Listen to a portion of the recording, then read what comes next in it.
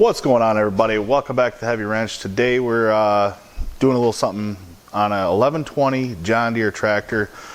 Injection pump's leaking, giving us a drip of fuel for the customer here. He's got, get by the bucket. So he's got a drip of fuel. I'll show you where it's at right now, so that way you can kind of see what's going on and where we're at with it. I've already started working on it, so I kind of catching you up a little bit late in the process here, but here it is. This is a 3-cylinder John Deere engine. So let me get a light out here. I don't know where my light's at. There it is in my pocket. So what we have here is, this is a 3-cylinder, and it's leaking around right where that aluminum and steel housing come together. I guess I'll get over here real quick and try to get you in there. All right, now you can see better. Right where that aluminum and steel housing meet in that injection pump, it's giving a drip right there. It's not coming from the lines, it's not coming from anywhere else, it's coming from that where them two housings meet, closer to the injection pump side rather than the inlet valve. So anyway, that being said, or the return, I should say, that's the return back to tank. Nope, I lied. That is your inlet. So right where the inlet is, it's not this end, it's over closer to there where you can see the light now. So anyway, I've got the hood off of it. I've got it confirmed on this one here. It is, I'll show you the timing marks down here. The timing marks are right there's a big timing mark. So we got her set up at top dead center where we need to be on this engine in particular, so we should be good to pull apart. Had to drain the coolant to get to the front timing plate, or not the timing plate, but the timing cover here, where your 3 bolts are that are removed to actually get out your pump. So that should be all set there. Hopefully we can get. I'm not sure if we're gonna have to turn this to get all the bolts out or not. I'm trying to see. We may have to rotate the engine in order to pull that out. So we will see what happens with this pump here. But the timing pin is straight down, so we'll note that to self. But I think I might be able to get in there. I don't know if that bolt's going to clear or not. So we'll find out here shortly. But we'll start getting the fuel line off and that stuff off, and we'll go from there. So I need a pair of pliers. Yep, need a pair of needle nose, and we should be okay on that.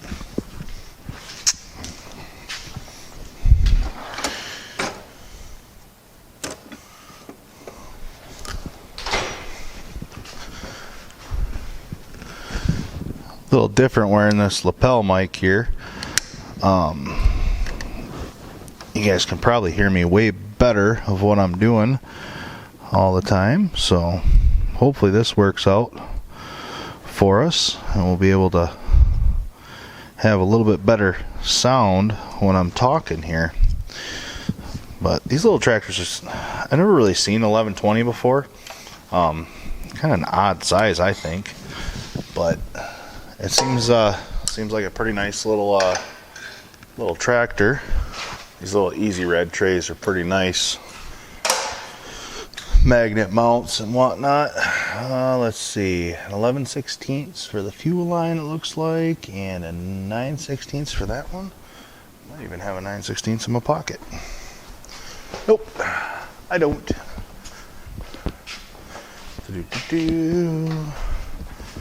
Dun, dun, dun.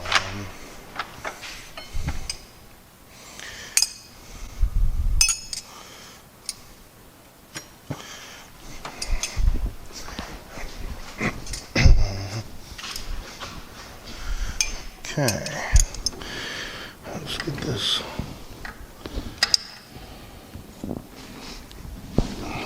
It's actually probably a 5/8, isn't it? Yeah, that's a 5/8. This is the inlet line coming off now from your lift pump. So I'll go get to where I can see a little bit better.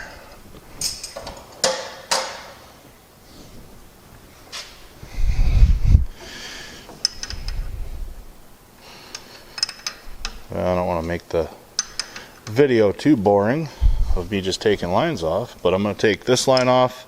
I'm going to stop it here, but I'm going to get this line off, this line, and the actual injection pump lines, and then we'll come back when I start pulling the front and stuff.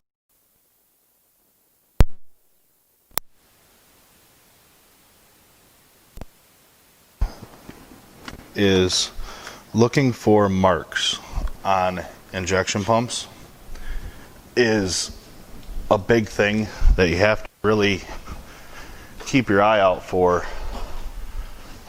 Like, especially on these older ones, sometimes they have a viewing window down in here. I don't know if you can see what I'm exactly pointing to. Maybe I'll move the camera here and show you. I'm going to get this cleaned up real quick here. And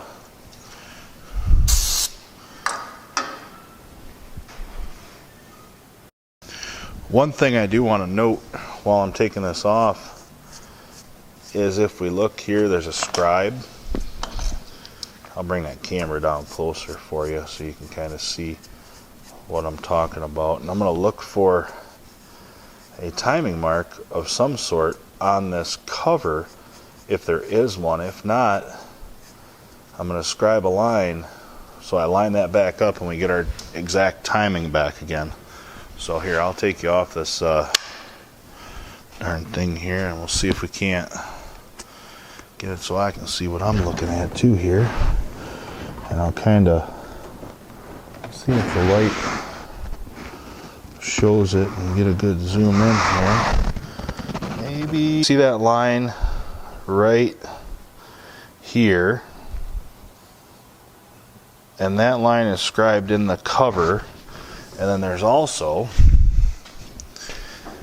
if I can get you in here, get it to focus, there's a loader on this tractor, so it's kind of hard. But you see that scribe line there? Those two lines line up, so we need to make sure that's what's actually going to help us advance or retard our timing if we turn that pump, because the pump's probably has got slots in it usually. They're oblong holes, so you can turn that just a little bit and get your final fuel timing. So that's just something to keep an eye out for, and finding your top dead center on your flywheel as well. Do your crank, or if it's a pin style, it depends. This one's got a timing mark on the crank. So.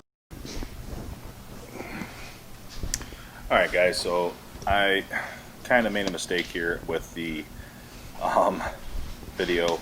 Didn't get any audio on this, so I'm kind of adding it in.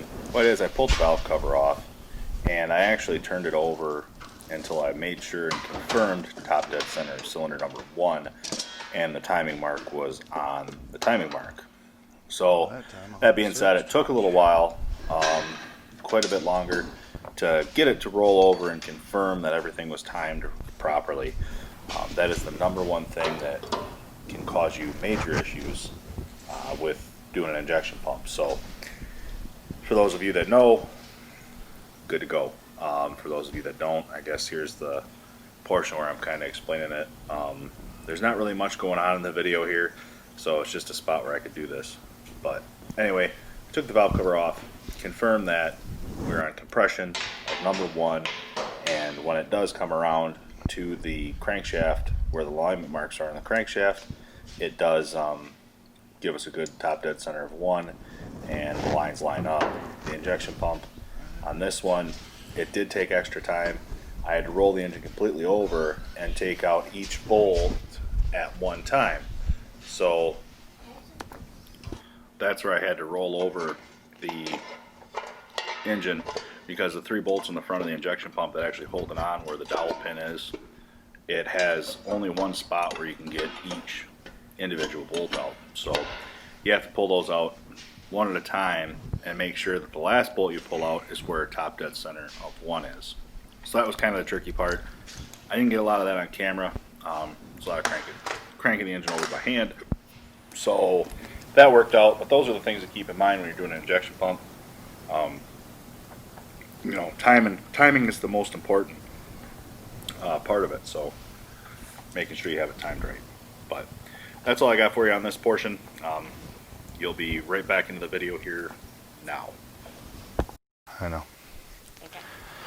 All right, so I made a mistake here for you. I didn't get the installation of this injection pump. I feel bad about it.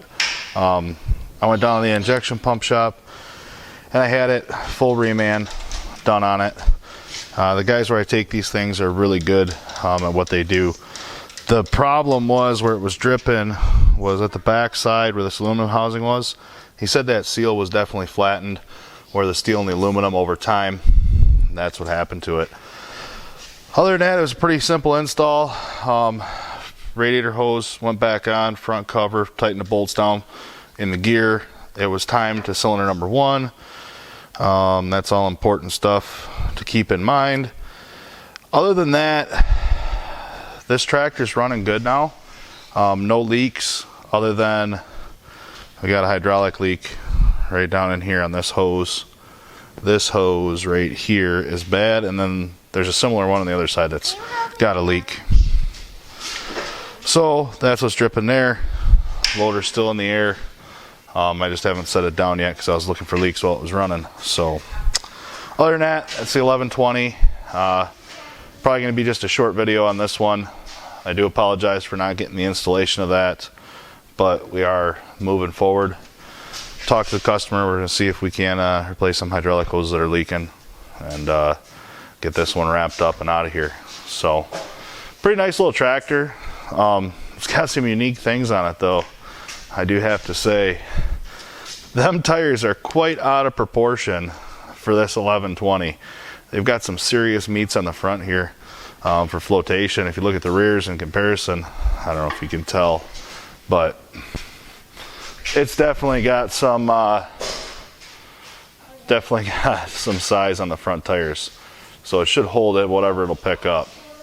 Loader seems to be pretty nice. I mean, it's an older loader. There's nothing really wrong with it though. They use these wedge locks to hold the bucket on, and it looks like they have a wedge lock design for the loader too. So it's just a wedge to pull the loader off. A couple quick couplers up there, but 1120, like I said, pretty good little tractor. I think it's going to be running for a while. Guys, well, I appreciate you tuning in to this 1120 injection pump repair.